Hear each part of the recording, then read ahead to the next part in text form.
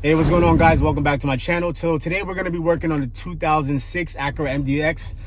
The issue that we're having with this car is that it's making a grinding or roaring noise coming from most likely the back of the car, undercarriage. So I'm going to try to duplicate that noise in this video so you can get an idea of what it sounds like.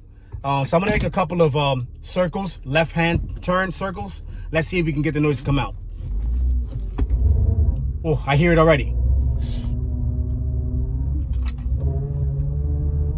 Yeah, I can hear it. All right. So what we're going to do, we're going to drive straight about 10 miles per hour, see if the noise is there. You're not going to hear the noise when you're driving straight. You can only hear the noise on turns. When you're cruising, going anywhere from like low to like mid speeds and making a turn, you can hear a grinding noise. So going straight about 10 miles per hour, no noise, nothing. Now I'm going to start to make a right-hand turn, try to make a full circle turn. The noise will come out again. Oh yeah, right there. Yeah, nice. All right, so I'm pretty sure what that noise is. I've seen it many times before. It's just a breakdown in the rear differential fluid. So we're gonna go ahead and service that fluid, and hopefully that'll take care of the noise. I've seen this many times before, so hopefully I'm right again in tackling this issue. So stay tuned. We're gonna go buy the proper fluid from the Honda dealership, which is same thing as far as the Honda Acura fluids. So we're gonna buy the proper fluid, which is a VTM rear diff fluid, and stay tuned. I'm gonna show the video of how to service that fluid and how to try to get rid of that noise. Thanks. Stay tuned. All right, so I just purchased the fluid for the rear differential from a Honda store. So it's the VTM 4 differential fluid. Cost about $38 plus tax, about $42 total. So yeah, we're gonna head back to the shop right now and service the rear diff, and hopefully this takes care of the problem. Once we service the fluid, we're gonna actually do another video where we're trying to make sure the noise is gone. So stay tuned. Thanks. All right, guys, so we're gonna go ahead and go over the steps of servicing the rear diff fluid to try to take care of that roaring noise, that grinding noise that's being heard in the back while you're making turns. So we've got here the drain plug and we've got the filler plug right over here. They're both 3/8 plugs, so you just need a 3/8. You just need a 3/8 ratchet or a 3/8 breaker bar to break them loose. So we're gonna go ahead and do that now. I've got the drain catch plan ready to catch the fluid.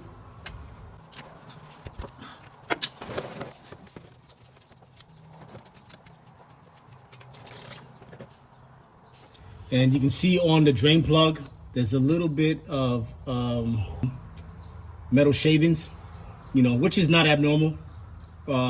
This may be one of the first or few times this fluid has ever been serviced on this vehicle. It's got about 150 on the dash. And possibly this might be the original, but I mean, the color doesn't look as bad to be the original. But so yeah, you've got a little bit of metal shaving. So you definitely want to go ahead and clean that off with a rag. Make sure you get all that off before you reuse that. This is the crush washer.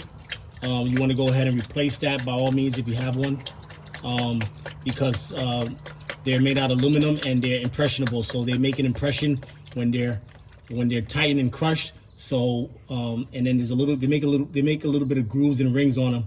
So you want to go ahead and replace that to get a nice good seal when you go back in with the new one. All right. So we're just gonna let that drain out and take its time to drain and drip until it starts dripping out. And then we're gonna go ahead and plug this back up. We're gonna take off the fill plug and I'm gonna show you how to pump the fluid in there. All right, so we got this to the point where it's starting to drip out. I'm gonna let it drip out as much as I can. I wanna get as much of the fluid out of there as possible because like I said, we're most likely having this issue because the fluid is just have been broken down over time. And then so it's just not performing as well as it should, and it's causing that roaring noise when these gears are moving within the rear differential. So we're gonna let that drip out, try to get as much of the fluid out of there as possible. Like I said, I've seen where sometimes it's kind of needed to do this service more than once, twice, maybe even 3 times to really get it to quiet down.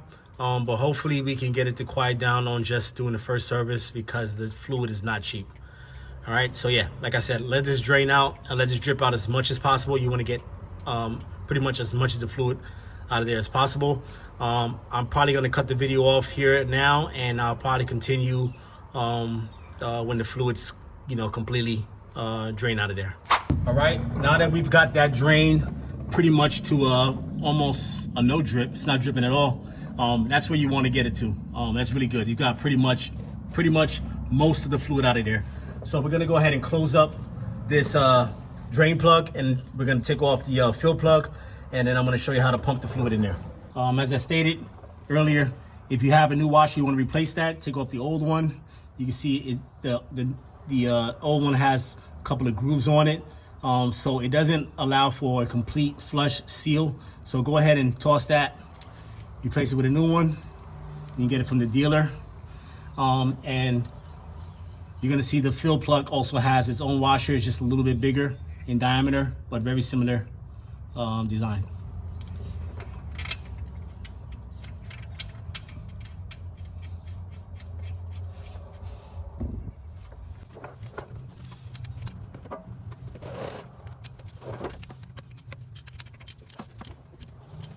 All right, so this plug is torque to spec. I can't remember what the torque spec is. You can look it up if need be, but I usually make it right about hand tight. Not hand tight, but a little bit above hand tight. But you can definitely look up the torque spec. I may look that up and put that down in the description below.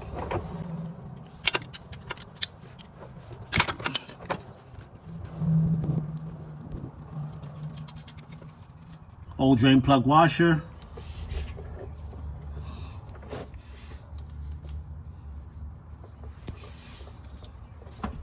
I'm gonna go ahead and toss the old one, put a new one on there. This one's a little bit messed up. I gotta replace that. So we'll get a new washer and we'll pump the fluid in there. All right, so I got a couple different options here as far as pumps to pump the rear diff fluid inside the rear diff. This one is actually designed for quartz, so it's a smaller diameter top that you can screw on. But I'm gonna try to get away with using this one because this is my favorite style. I need to go ahead and buy one of these for the gallon. Also, you have this one here, which is the two-sided pump. This one is not bad to use. It's pretty easy to use, but I think this one is more convenient. So we're gonna try to get away with using this one. So let's see how it works out. Like I said, this is designed for a quart container. You can actually screw it on nice and tight, but we don't need it to be nice and tight. We just need it to be in there. Even though the tube doesn't go all the way down, we're gonna try to get as much in there as we can. All right, so let's see how it works out. All right, so ideally what you wanna do is just keep pumping the fluid in there as much as you can until you start noticing that the fluid is flowing out of the drain plug, out of the fill plug itself. So pump the fluid until the fluid starts flowing out of the fill plug. Then once it starts flowing out of the fill plug, you know it's full, but you don't want to plug it up. You just want it to let it stream out until it stops streaming out and levels out, and then you want to plug it up.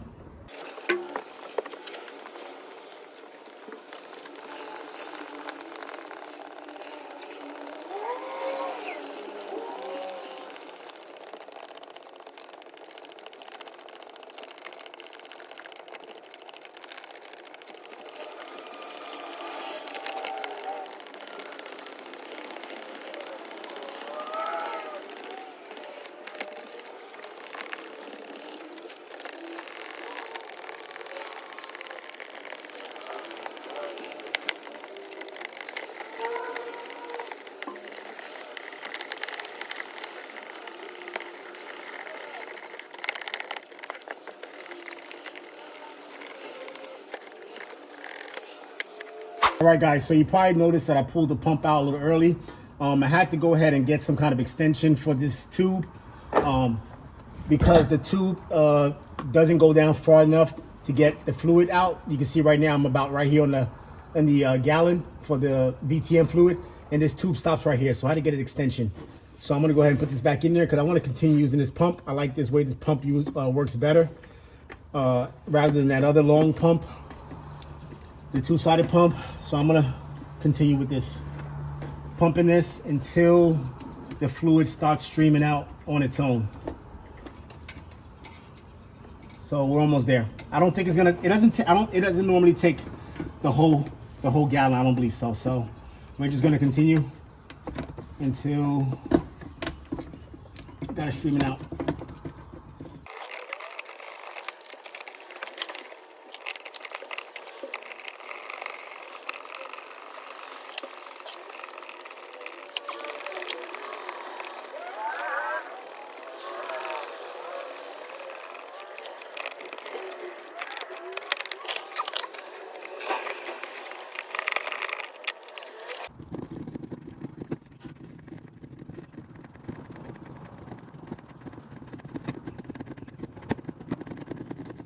All right, guys, so that was a lot more tedious and exhausting than I thought.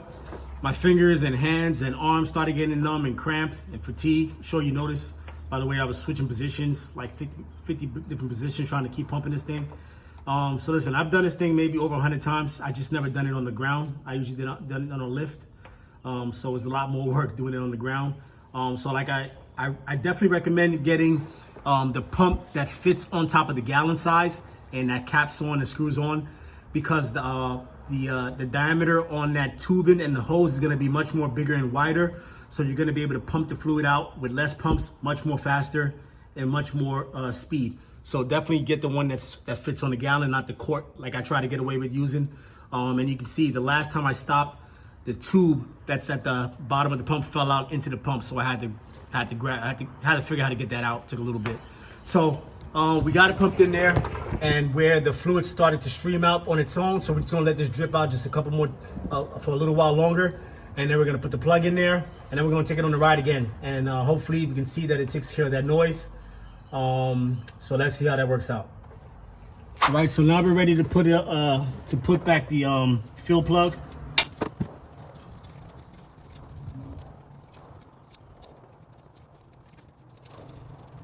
All right, and the torque spec on the fill plug and the drain plug is gonna be 35 foot-pound.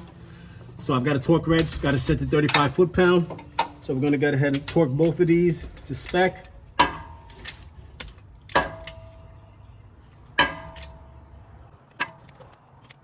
Right. 35, double check this one. I didn't really hit a click. All right, 35 foot-pound on both. Got it all set. We're gonna clean it up. And like we said, we're gonna take it for a ride. All right, stay tuned.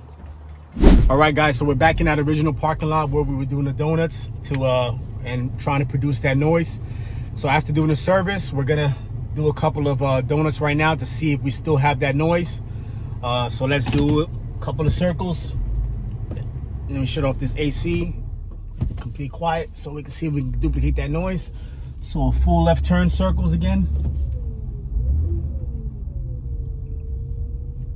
Kind of quiet, man. Yes, sir. Yeah. Looks like it did it. Let's try the right-hand circles just to make sure. Now, it wasn't that hard to get the noise to come out before.